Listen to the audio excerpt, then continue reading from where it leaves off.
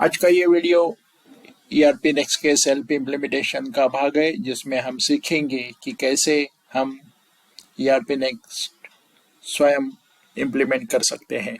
आज की इस वीडियो में हम लोग ERP नेक्स्ट इंटीग्रेशन और इंटीग्रेशन ऐसे दोनों मॉड्यूल के ऊपर चर्चा करेंगे। इंटीग्रेशन और ERP नेक्स्ट इंटीग्रेशन में क्या फ़र्क है, ये हम लोग वीडियो में देखेंगे। तो चलिए आज का ये वीडियो शुरू करते हैं। ERP नेक्स्ट इंटीग्रेशन करने के लिए आपको ERP नेक्स्ट का एप्लीकेशन ओपन करना है। उसके लिए आपके ब्राउजर में जाके एड्रेस बार में आपको आपका ERP नेक्स्ट का URL डाल के लॉगिन फॉर्म के ऊपर यूजर नेम पासवर्ड डाल के आपको लॉगिन करना है। जैसे ही आप लॉगिन करते हो, आप बाय डिफॉल्ट होम पेज के ऊपर आते हो। होम पेज के ऊपर आने के बाद यानी कि होम वर्क स्पेस आपका होम का वर्क स्पेस ओपन हो जाता है। इस होम के वर्क स्पेस में आप अलग अलग शॉर्टकट्स देख सकते हो, अलग अलग सब मॉड्यूल्स आप देख सकते हो। उसी टाइप में आपके लेफ्ट हैंड में अलग अलग मॉड्यूल आप देख सकते हो कि जैसे होम का मॉड्यूल है, हेल्प डेस्क है, अकाउंटिंग है, बाइंग है, सेलिंग है, ह्यूमन रिसोर्स है, मैन्युफैक्चरिंग है, quality, CRM, project, support, users, website, payroll, उसके साथ साथ build tool, ERP next setting, integration और इंटीग्रेशन। तो चलिए शुरू करते हैं। सबसे पहले हमारा इंटीग्रेशन का मॉड्यूल।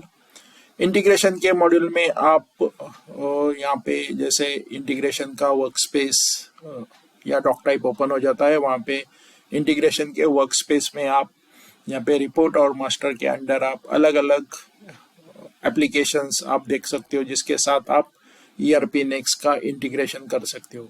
बैकअप के लिए आप ड्रॉपबॉक्स सेटिंग कर सकते हो, S3 बैकअप सेटिंग कर सकते हो, या गूगल ड्राइव के ऊपर भी आप आपका ERP नेक्स्ट का बैकअप फाइल आप रख सकते हो। ड्रॉपबॉक्स सेटिंग के लिए आपको सबसे पहले ड्रॉपबॉक्स सेटिंग के ऊपर जाना है। उसके बाद आपको ड्रॉपबॉक्स सेटिंग का चेकबॉक्स आपको एनेबल करना है। एनेबल करने के बाद आपको यहाँ पे नोटिफिकेशन आप कौन से जब मेरा ड्रॉपबॉक्स का बैकअप सक्सेसफुल हो जाता है तब नोटिफिकेशन कौन से ईमेल आईडी को आपको भेजना है, वो ईमेल आईडी आप यहाँ पे डाल सकते हो। उसके साथ साथ बैकअप की फ्रीक्वेंसी कैसे आपको चाहिए, डेली बेसिस पे चाहिए या वीकली बेसिस के ऊपर चाहिए, वो फ्रीक्वेंसी भी आप यहाँ पे सेट कर सकते हो। उसके साथ साथ आप नीचे एक्सेस की जो भी एक्सेस की है ड्रॉपबॉक्स की, जो आप ड्रॉपबॉक्स के वेबसाइट पे जाके आप एक्सेस की डालोगे, वो एक्सेस की यहाँ पे आपको डालना है। और उसके साथ साथ सीक्रेट एक्सेस की का पासवर्ड भी आपको यहाँ पे डालना है। दोनों एक्सेस की डालने के बाद आपको अलाउ ड्रॉपबॉक्स एक्सेस के ऊपर क्लिक करके ड्रॉपबॉक्स का एक्सेस आपको मिल जाएगा। ड्रॉपबॉक्स का सेटिंग करने के लिए सबसे पहले तो आपको ड्रॉपबॉक्स के वेबसाइट पे जाके वहाँ पे एक आपको ऐप जनरेट करना, डेवलपर वेबसाइट के ऊपर जाके आपको ऐप जनरेट करना पड़ेगा। ऐप जनरेट करने के बाद आपको एक्सेस की का अलाउ ऑथेंटिकेशन का एक पेज ओपन होता है। उसके ऊपर जाके आपको एक्सेस की जनरेट करके वो एक्सेस की यहाँ पे आपको ऐप एक्सेस की और ऐप की सीक्रेट एक्सेस की, ऐसे दोनों एक्सेस की आप यहाँ पे डाल के उसका ऑथेंटिकेशन करके आप बैकअप ड्रॉपबॉक्स के ऊपर सेट कर सकते हो। उसके साथ साथ इंटीग्रेशन में आप सिमिलरली गूगल ड्राइव का भी आप सेटिंग कर सकते हो। गूगल ड्राइव का सेटिंग करने के लिए सबसे पहले आपको गूगल ड्राइव के ऊपर जाना पड़ेगा और उसको एनेबल करने के बाद आपको बैकअप का यहाँ पे फोल्डर का नाम देना है। उसके साथ साथ जैसे हमने ड्रॉपबॉक्स के ऊपर फ्रीक्वेंसी सेट की थी, वैसे ही यहाँ पे भी आपको फ्रीक्वेंसी सेट करके नोटिफिकेशन कौन से मेल आईडी को आपको नोटिफिकेशन चाहिए वो ईमेल आईडी आपको यहाँ पे डालना है। उसके साथ साथ ड्रॉपबॉक्स के साथ जैसे हमने ड्रॉपबॉक्स के साथ अथोराइजेशन किया था, उसी के साथ साथ हमको गूगल ड्राइव का भी अथोराइजेशन करना है। गूगल ड्राइव का ऑथराइजेशन करने के लिए आपको गूगल ड्राइव के ऊपर जाके आपको नेसेसरी अकाउंट या नेसेसरी लॉगिन पासवर्ड क्रिएट करके ड्राइव का की भी आपको जनरेट करनी होगी, वो की आप यहाँ पे सेट कर सकते हो। उसके साथ साथ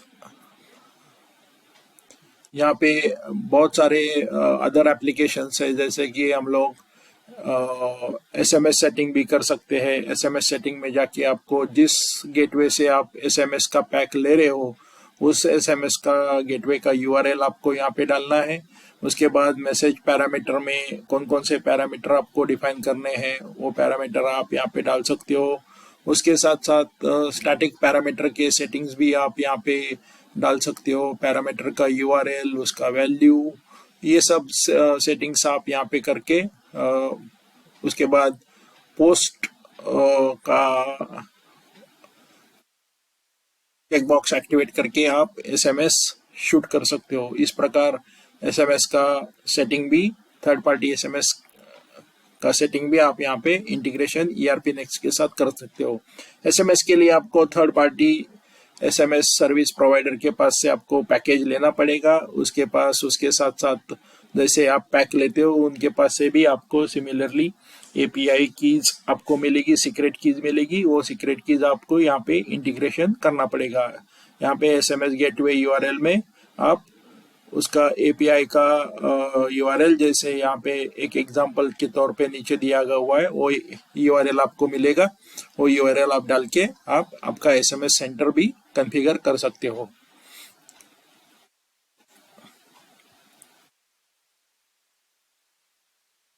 तो इस प्रकार आप अलग अलग थर्ड पार्टी इंटीग्रेशन आप कर सकते हो।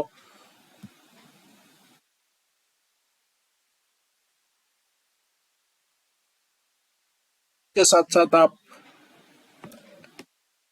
बढ़ेंगे ईआरपी नेक्स्ट के इंटीग्रेशन मॉड्यूल में।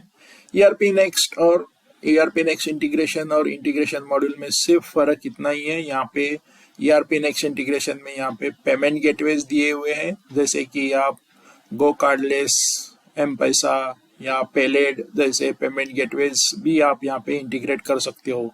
इन सब पेमेंट गेटवेज को इंटीग्रेट करने के लिए आपको वापस उसके एनेबल करने के बाद आपको पेमेंट क्लाइंट आईडी उस गेटवे के ऊपर जाके आपको एक अकाउंट ओपन करना पड़ेगा, उनके यहाँ पे रजिस्ट्रेशन करना पड़ेगा। रजिस्ट्रेशन करने के बाद आपको एक पेलेड, फॉर एग्जांपल आप पेलेड का पेमेंट गेटवे लेते हो तो आपको पेलेड का एक क्लाइंट आईडी मिलेगा, जो क्लाइंट आईडी आपको यहाँ पे डालना है। उसके साथ साथ क्लाइंट आईडी के साथ साथ उसका एक पेलेड का सीक्रेट की जनरेट हो जाता है, वो सीक्रेट की भी आपको यहाँ पे डालना पड़ेगा। उसके साथ साथ एनवायरनमेंट, पेलेड का एनवायरनमेंट भी आपको यहाँ पे सेट करना पड़ेगा कि सैंडबॉक्स है या डेवलपमेंट है या प्रोडक्शन है। जब आपका गेटवे का कॉन्फ़िगरेशन पूरी तरह से हो जाता है तो आप डायरेक्टली प्रोडक्शन एनवायरनमेंट के ऊपर जा सकते हो। अगर टेस्टिंग करना है तो आप डेवलपमेंट एनवायरनमेंट सिलेक्ट कर सकते हो, या सैंडबॉक्स के ऊपर करना होगा तो आप सैंडबॉक्स के ऊपर भी टेस्ट कर सकते हो। उसके साथ साथ synchronise all account every hour का ये फ्लैग चेक बॉक्स करना मत भूलिए, क्योंकि जब भी आप पेमेंट गेटवे लिंक करते हो तो एवरी आवर, हर घंटे में ये सिंक्रोनाइज होता रहेगा और आपके बैलेंसेस अपडेट होते रहेंगे। तो इस प्रकार आप पेमेंट गेटवे भी यहाँ पे सेट कर सकते हो। ध्यान में रखिए, पेमेंट गेटवे के लिए आपको हर एक गेटवे या सर्विस प्रोवाइडर के वेबसाइट पे ऊपर जाके सबसे पहले आपको सीक्रेट की या उसका क्लाइंट आईडी रजिस्ट्रेशन करके लेना पड़ेगा। ये ऑल इंटीग्रेशंस, ये जो सर्विस प्रोवाइडर होते हैं वो पेड होते हैं, आपको उसके लिए पैसा देना पड़ेगा। सिमिलरली और एक इंटीग्रेशन ईआरपी नेक्स्ट में हम लोग देखेंगे कि वू कॉमर्स इंटीग्रेशन। वू कॉमर्स इंटीग्रेशन भी आप यहाँ पे कर सकते हो। सबसे पहले तो आपको वू कॉमर्स का यूआरएल यहाँ पे डालना पड़ेगा। वू कॉमर्स के वेबसाइट के ऊपर जाके आपको उसका रजिस्ट्रेशन करवाना पड़ेगा। रजिस्ट्रेशन करवाने के बाद आपको उसका यूआरएल मिलेगा। वो यूआरएल आपको यहाँ पे, सर्वर यूआरएल आपको यहाँ पे डालना है। उसके साथ साथ उसका कंज्यूमर एपीआई की मिलेगा, वो भी कंज्यूमर एपीआई की आपको यहाँ पे सेट करना है। उसके साथ साथ सीक्रेट कंज्यूमर सीक्रेट एपीआई की भी मिलता है, वो भी की आपको एपीआई का यहाँ पे सेट करके अकाउंटिंग डिटेल में नीचे आपको टैक्स अकाउंट सेलेक्ट करना पड़ेगा। उसके साथ साथ फ्रेट एंड फॉरवर्डिंग अकाउंट भी आपको सेट करने पड़ेंगे। डिफॉल्ट यूजर में आपको क्रिएशन डिफॉल्ट्स के अंदर आपको यूजर्स क्रिएट करने पड़ेंगे। जो कस्टमर आइटम और सेल ऑर्डर के लिए यूजर्स क्रिएट करते हैं, वो उस यूजर का सेटिंग आप यहाँ पे कर सकते हो। सेल ऑर्डर के लिए आपको कंपनी का सेटिंग भी आप यहाँ पे कर सकते हो कि कौन सी कंपनी सेल ऑर्डर का मतलब ई कॉमर्स से जो सेल ऑर्डर जनरेट होगी वो कौन सी कंपनी में जाएंगी, उसका सेटिंग आप यहाँ पे कर सकते हो। वेयर हाउसेस आप डिफाइन कर सकते हो, जिस वेयर हाउस से आपको सेल ऑर्डर का एग्जीक्यूशन करना है।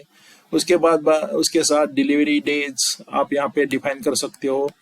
उसके साथ साथ नीचे सेल ऑर्डर का सीरीज, आप अगर सेल ऑर्डर का सेपरेट सीरीज जनरेट करना चाहते हो ई कॉमर्स के लिए, तो भी आप यहाँ पे सीरीज भी आप सेट कर सकते हो। उसके साथ मेजर ऑफ यूनिट जो भी है वो आप यहाँ पे सेट करके ये इंटीग्रेशन डालने के बाद आप सेव करके इसका एक जनरेट सीक्रेट की जनरेट करके आप इंटीग्रेट कर सकते हो। इस प्रकार आप इंटीग्रेशन में और ईआरपी नेक्स्ट के इंटीग्रेशन में अलग अलग थर्ड पार्टी एप्लीकेशन आप इंटीग्रेट कर सकते हो। इसी टॉपिक के लिए आज का ये वीडियो यही समाप्त होता है।